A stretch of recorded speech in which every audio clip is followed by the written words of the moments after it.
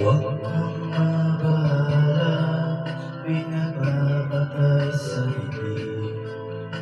Nag-aabang sa sulok at may hawak na patalim. Di ka hayaan na muli pang masaktan. Huwag ka nang matakot sa bibig.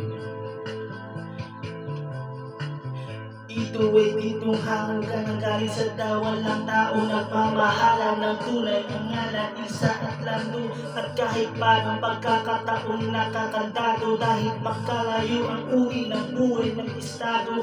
Ng buhay ni Lando ay di nalalayo sa marami. Sinunog ng araw ang kulay ng balak, at marami ng galon sa pawis ang kanyang naidilig sa lupa, upang ang gutom ay di na masuklian pa ng luha. Habang ang babaeng kanyang minamahal ay sagana, ngunit kabilang sa pamilya na di alintana, maging kapwa tao sa mga tulad niyang dukha. Ngayon pa may patuloy ang pagmamahal na pinula ng pag-ibig. Huwag kang mabahala, may nagbabantay sa bibig. Kaabang sa sulok at may hawak na patalim. Di ka hayaan na muli pang masaktan. Huwag ka nang matakot sa dilim.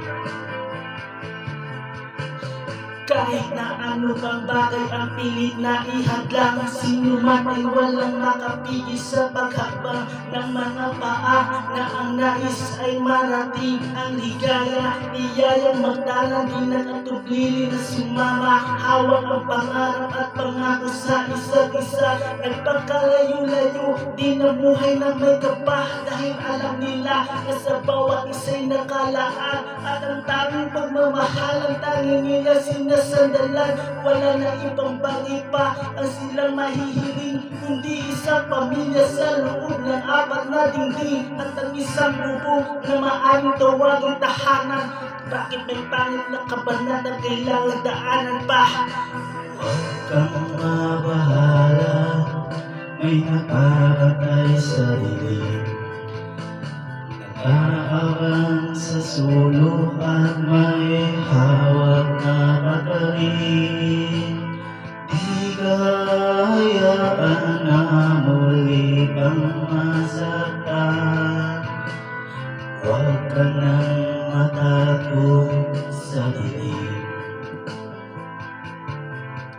Isang gabing uminis, lumubog na ang araw. Doon tayo magkita, pasalubong ko'y syubaw. Ating paghatian, pagdating ng hapunan, meron palang nakaabang sa amin na kamalasan. Iskinita sa ermita, may sumaksa kay isa. Sa tagiliran, isang makalawang na lansita, ang gamit upang makuha na ang kanyang pitaka.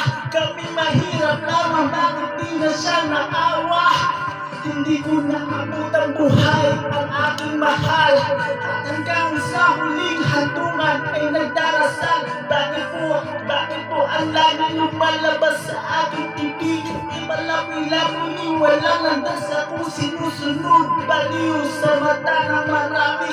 Siguro nga di ko nakilala aking sarili, pangalan taong grasa, may patalim na gamit, at ang tanging alam ay isang malungkot na awit. At ang sabi, huwag kang mabahala, may nagbabatay sa bibig. Aabang sa sulok at may hawak na patalim.